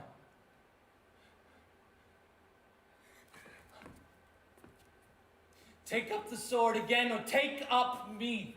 Arise, dissembler. Though I wish thy death, I will not be the executioner. Then bid me kill myself, and I will do it. I have already. Thus that was in thy rage. Speak it again. And even with the word, this hand, which for thy love did kill thy love, shall, for thy love, kill a far truer love. To both their deaths thou shalt be accessory. I would.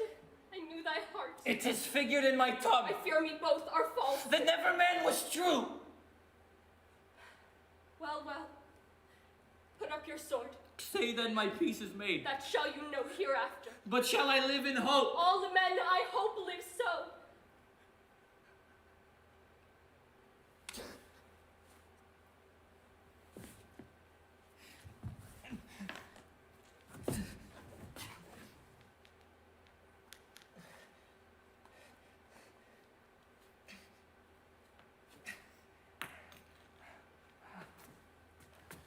Vouchsafe to wear this ring. To take is not to give.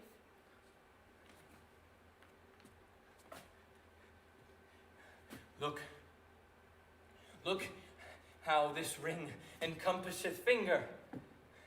So too does thy breast encloseth my poor heart. Wear both of them, for both of them are thine. And if thy poor devoted suppliant may but beg one favor at thy gracious hand, thou dost confirm his happiness forever. What is it? That it would please thee, leave these sad designs to him that hath more cause to be a mourner, and presently repair to Crosby Place, where, after I have solemnly interred at Churstein Monastery this noble king, and wet his grave with my repentant tears, I will with all expedient duty see you. For divers unknown reasons, I beseech you, grant me this boon. With all my heart, and much it joys me too, to see you are become so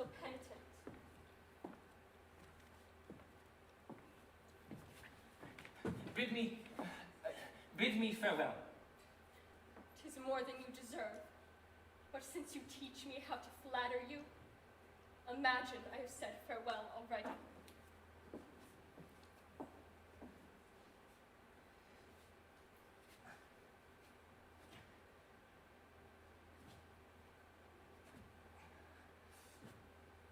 Sirs, take up the course. Towards Chirsty, noble lord? No, to White Friars. There attend my coining.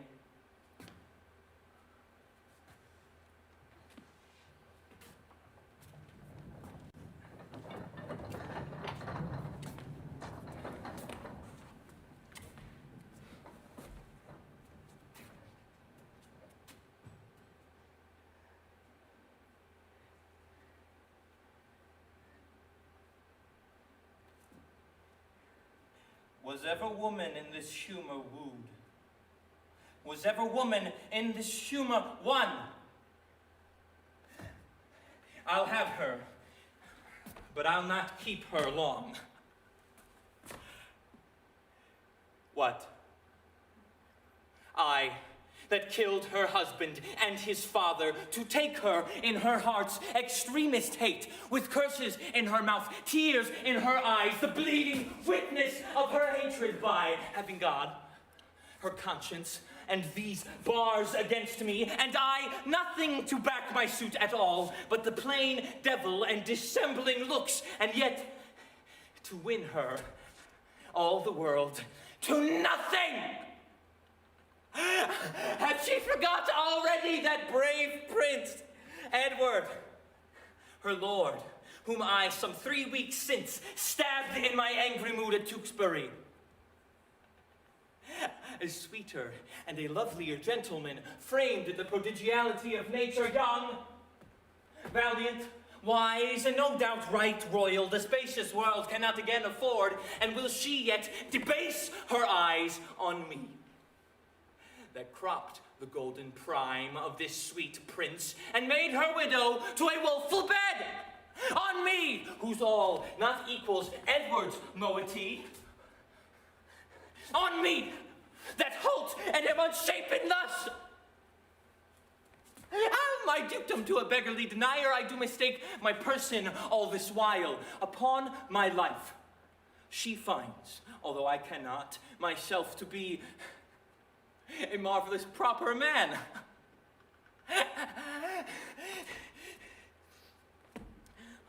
I will be on the look for a looking glass, and entertain some score or two of tailors to study fashions to adorn my body, since I am crept up in favor with myself, will maintain it with some little cost. But first, I will turn yon fellow in his grave, and then return, lamenting to my love.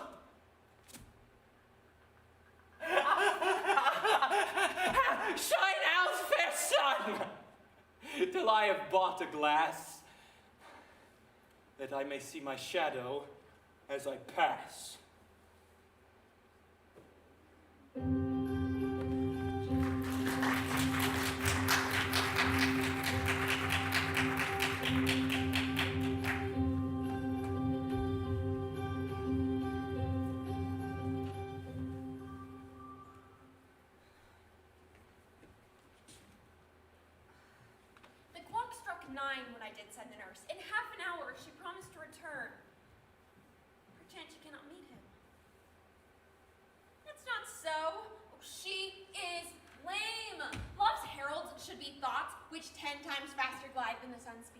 Driving back shadows o'er luring hills, therefore do nimble pinioned doves draw love, and therefore hath the wind swift Cupid wings.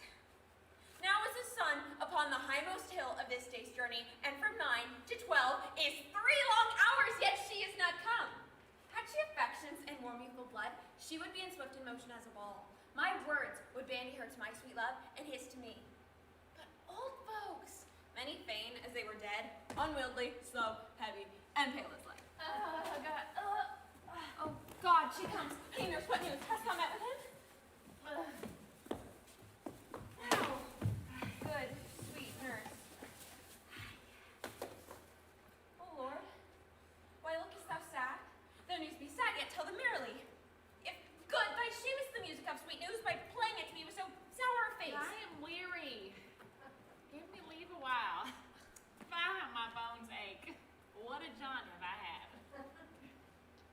would thou hadst my bones, and I thy news.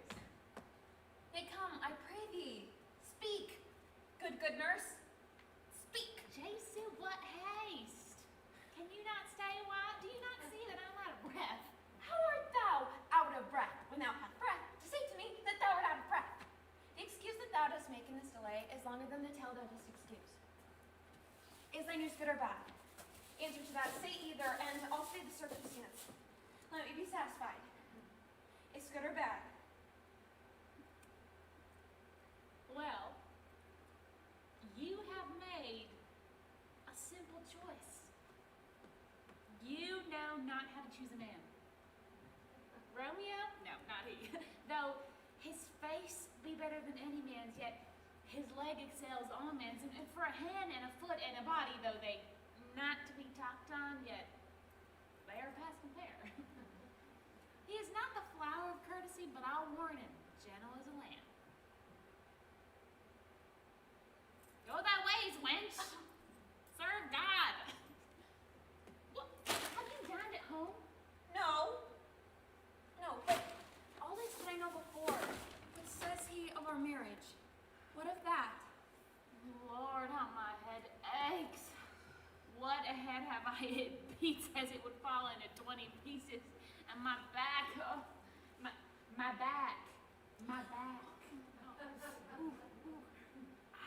ooh. Other side. All right. Oh, my back. Oh, girl. Yeah, right. Beshrew your heart for sending me about to catch my death with jaunting up and down. I think I am sorry that thou art not well. Sweet nurse, tell me. What says my love? Your love says, like an honest gentleman, and a kind and handsome and courteous, and I'll warn, a virtuous. Where is your mother? Where is my mother? Why, she is within. Where should she be? How oddly thou repliest. Your love sounds like an honest gentleman. Where is your mother? Oh, gods, lady dear, are you so hot? Mary, come up, I trow. Is this the poultice for my aching bones? Henceforth to your messages yourself.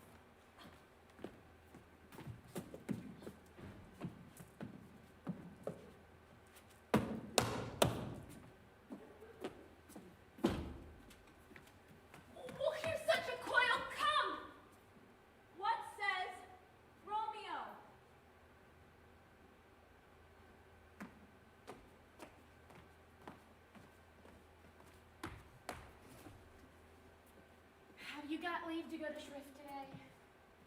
I have. Then hie you hence to Friar Lawrence's cell.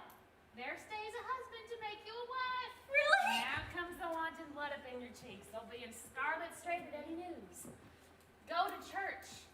I must another way to fetch a ladder by the which your love must climb a bird's nest soon when it's dark.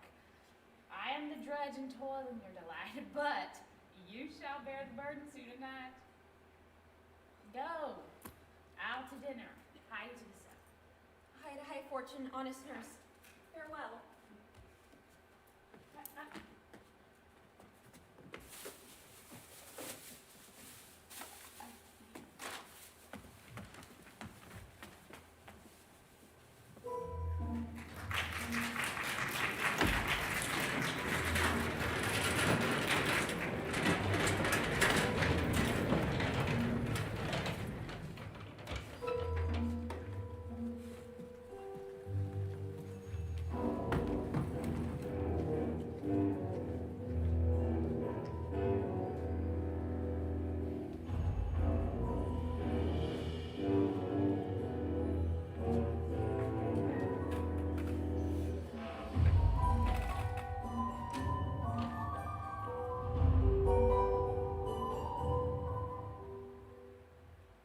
I will attend her here and woo her with some spirit when she comes. Oh, say that she rail, while I'll tell her plain she sings as sweetly as the nightingale. Say that she frown, Well, I'll say she looks as clear as morning roses newly washed with dew. If she be mute and will not speak a word, I'll commend her volubility and say she uttereth piercing eloquence. If she do bid me pack, I'll give her thanks as though she bid me stay by her a week. If she deny to wed, I will crave the day when I shall ask the banns and when be married. In your dreams, you poisonous bunchbacked toad. But here she comes, and now, Petruchio, speak.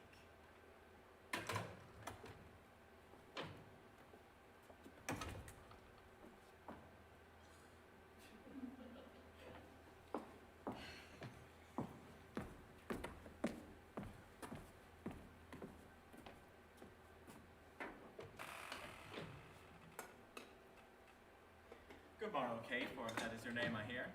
Well, have you heard, but something hard of hearing? My name is Catherine. That you talk of me? You lie in faith, for you're called plain Kate, and bonny Kate, and sometimes Kate the Cursed.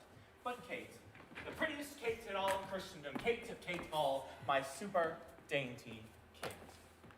For dainties are all Kates, and therefore, Kate, take this of me, Kate of my consolation, hearing thy mildness spoken in every town, thy virtues sounded, and thy beauty praised, yet not so deeply as to thee belongs. Myself am moved to woo thee for my wife. Moved. In good time. The time that moved you hither, remove you hence. I knew you as the first who were immovable. Why, what's a movable? A joined stool. Ah, thou hast hit it. Come, sit on me. Asses are made to bear, and so are you. Oh, women are made to bear, and so are you. No such jade as you with me, you mean? Alas, good Kate, I will not burden thee, knowing thee be but young light. Too light for a swain such as you to catch, yet as heavy as my weight should be. Should be. Should buzz. Well tame, and like a buzzard. Oh, slow-winged turtle, shall a buzzard take thee? High for a turtle as he takes a buzzard. Oh, come, you wasp, in faith you are too angry. If I be waspish, best beware my sting. My remedy is then to pluck it out. I have the fool could find where it lies. Who knows not where a wasp does wear his sting? In his tail. In his tongue. Whose tongue? Yours if you talk of tails in this farewell. What, my tongue, your tail? Whoop. Nay, come again, good Kate, I am a gentleman. That I'll try. I swear I'll cuff you if you strike again. So may you lose your arms, for if you strike me, you are no gentleman, and if no gentleman, why then no arms. Herald, Kate, oh, put me in thy books. What is your crest, a cock's comb? A combless cock, so Kate will be my hand. No cock of mine! You crow too like a craven. Hey, come, Kate, come. That must not look so sour. 'Tis my fashion when I see a crab. There's no crab here, therefore. Oh, look not sour. Oh, there is. Then show it me. Had I a glass, I would. What, you mean my face? Oh, well aimed of such a young one. Now, by St. George, I'm too young for you. Yet you are withered. Oh, tis with cares. I care not. Nay, hear you, Kate, it soothes you, scape not so. I chafe you if I tarry and let me go! No, not a whit. I find you passing gentle. 'Twas told me you were rough, coy, and sullen. Now I find report a very liar. Thou art pleasant, gamesome, passing courteous, yet slow in speech, and as sweet as springtime flowers. Ah! Thou canst not frown, thou canst not look askance, nor bite the lip as angry wenches will. Nor hast thou pleasure to be cross in talk. But with mildness thou entertainest thy wooers, with gentle conference, soft and affable.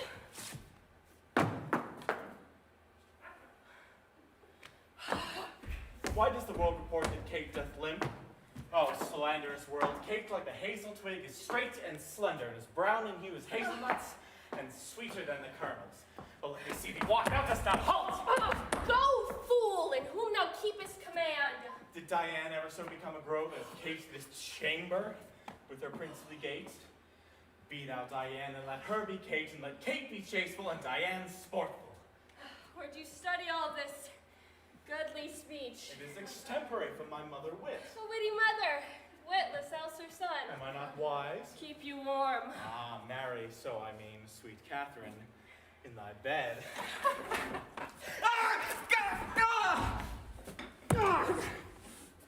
Will you? Nill you, I will marry you. Now, Kate, I have a husband for your turn. For by this light whereby I see thy beauty that doth make me like thee so well, thou must be married to no man but me. I am he born to tame you, Kate. Take you from a wild Kate to a Kate conformable as other household Kates. I must and will have Catherine for my wife.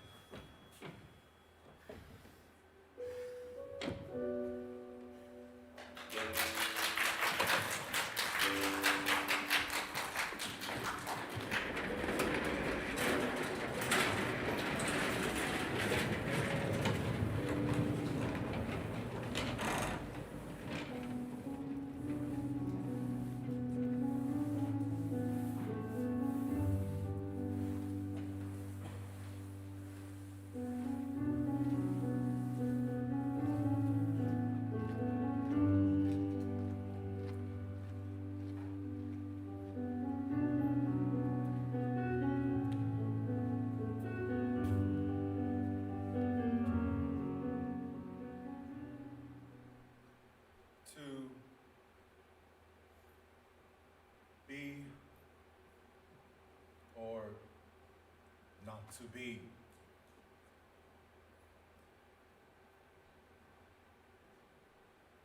That is the question. Whether 'tis nobler in the mind to suffer the slings and arrows of outrageous fortune, or to take arms against a sea of troubles and by opposing end them. To die, to sleep no more, and by sleep to say we end the heartache and the thousand natural shocks that flesh is heir to. That is the consummation devoutly to be wished. To die, to sleep, a chance to dream.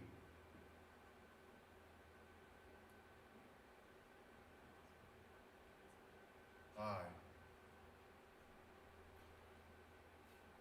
There's the rub. For in that sleep of death, where dreams may come when we have shuffled off this mortal coil, must give us pause. There's the respect that makes calamity of so long life. For who would bear the whips and scorns of time, the oppressor's wrong, the proud man's contumely, the pags of the spy's love, the law's delay, the insolence of office, and the spurns with the patient merit of the unworthy takes, when he himself might his quietus make with a bare bodkin? Who would fathers bear to grunt and sweat under a weary life, but that the dread of something after death, the undiscovered country, for who bore no traveler returns, pauses the will, and makes us rather bear those ills than fly to others that we know not of. Does conscience make cowards of us all? And does the native hue of resolution that is cicled o'er with a pale cast of thought, and enterprises of great pitch and moment, with this regard, their currents turn awry, and lose the name of action. Have you any commission from your lord to negotiate with my face? Imagine I have said farewell already. Who knows not where a wasp does wear his sting in his tail? Make me a willow cabin at your gate and call upon my soul within the house. This is the woman, but not this the man. Oh, brave monster, lead the way. You dare easier be friends with me than fight with mine enemy? Words to the heat of deeds, too cold breath gives. Here, madam, at your service. Misery acquaints a man with strange bedfellows. I pray thee, tell me then that he is well. In form of purpose. What dreams may come when we have shuffled off this mortal coil?